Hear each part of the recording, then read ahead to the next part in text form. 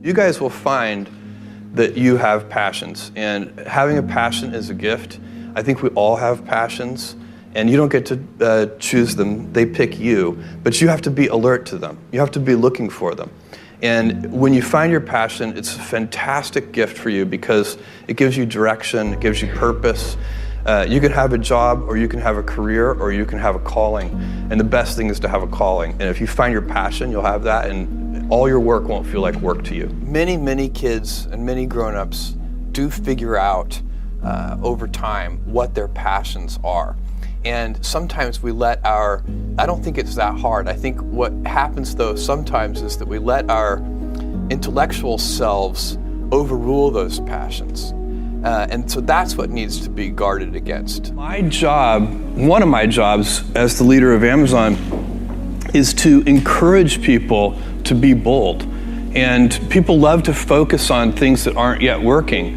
And that's good, it's human nature. That kind of divine discontent can be very helpful.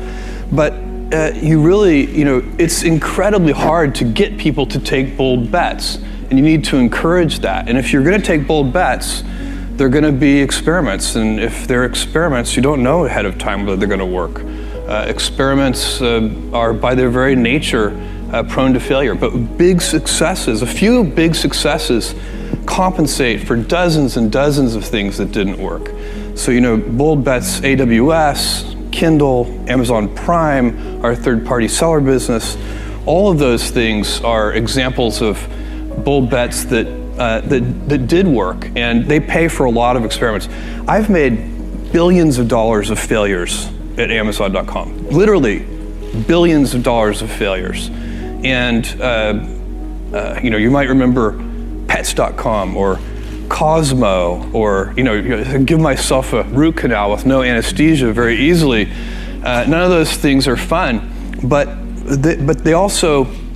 they don't matter. What really matters is companies that don't continue to experiment, companies that don't embrace failure, they eventually get in a desperate position where the only thing they can do is make a kind of Hail Mary bet at the very end of their corporate existence. Whereas companies that are, making bets all along, even, big bets, but not bet the company bets. I don't believe in bet the company bets. That's when you're desperate. That's the last thing you can do. It's not, you could be out of work and have terrible work-life balance. Even though you've got all the time in the world, you could just feel like, oh my God, I'm miserable, and you would be draining energy. And so you have to find that harmony. It's a much better word. And I think for most people, it's about meaning. People want to know that they're doing something interesting and useful. And for us, because of the challenges that we have chosen for ourselves, we get to work in the future. And it's super fun to work in the future for the right kind of person. You need to be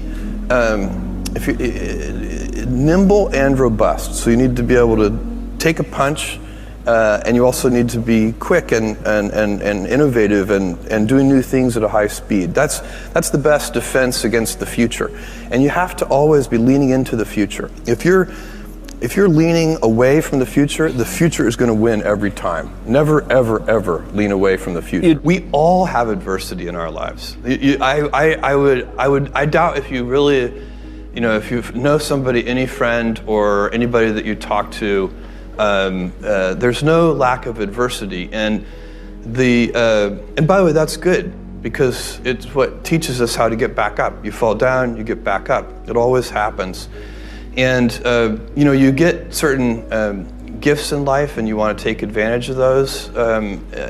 But I guess my advice on adversity and success would be to be proud not of your gifts, but of your hard work and your choices. So, you may be, the kinds of gifts you get in life, you might be really good at math. It might be really easy for you. That's a kind of gift. But practicing that math and taking it to the next step, that could be very challenging and hard, and take a lot of sweat. That's a choice. You can't really be proud of your gifts because they were given to you. You can be grateful for them and thankful for them. But your choices you choose to work hard. You choose to do hard things. Those are choices that you can be proud of. Being an inventor requires, because the world is so complicated, you have to be a domain expert. I mean, in a way, even if you're not at the beginning, you have to learn enough so that you become a domain expert. But the danger is once you become a domain expert, you can be trapped by that knowledge. And so inventors have this paradoxical ability to have that 10,000 hours of practice and be a real domain expert and have that beginner's mind.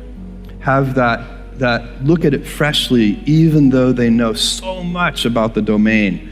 And that's the key to inventing. You have to have both. And I think that is intentional. I think all of us have that inside of us, and we can all do it, but you have to be intentional about it. You have to say, yeah, I am going to become an expert, and I'm going to keep my beginner's mind. You can't skip steps. You have to put one foot in front of the other. Things take time. There are no shortcuts.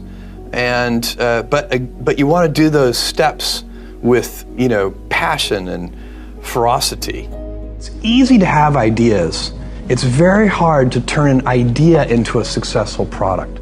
There are a lot of steps in between, and it takes persistence, relentlessness.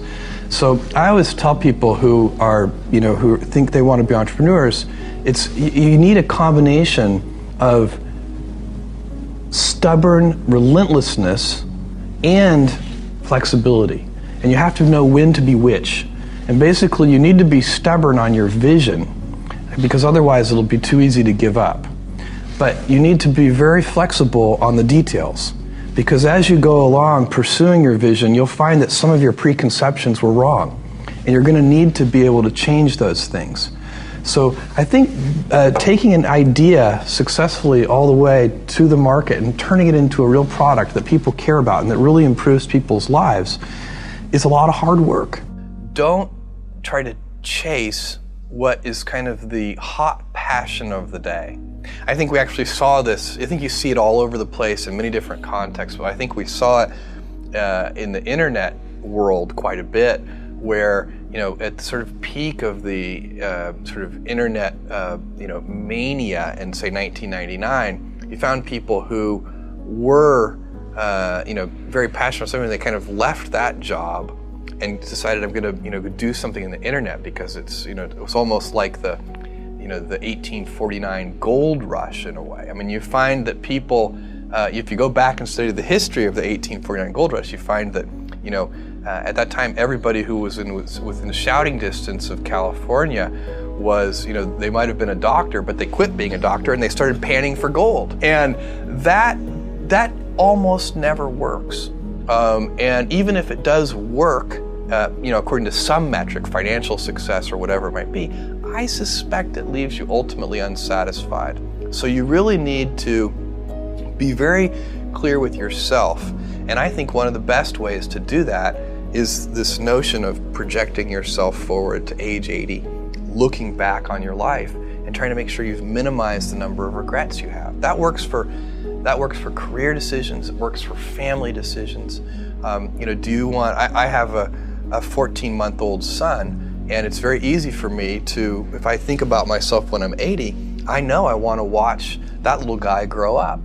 And so I don't want to be 80 and think, shoot, I missed that whole thing, and I don't have the kind of relationship with my son that I wished I had, and so on and so on. So if you think about that, so I guess another thing that I would recommend to people is that they always take a long-term point of view. And I think this is something about which there's a lot of controversy. There's a lot of people, and I'm just not one of them, believe that you should live for the now. I think what you do is you think about the great expanse of time ahead of you and try to make sure that you're planning for that in a way that's going to leave you ultimately satisfied.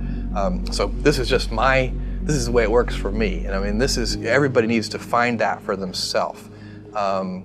So I think there are a lot of paths to satisfaction, and you need to find one that works for you.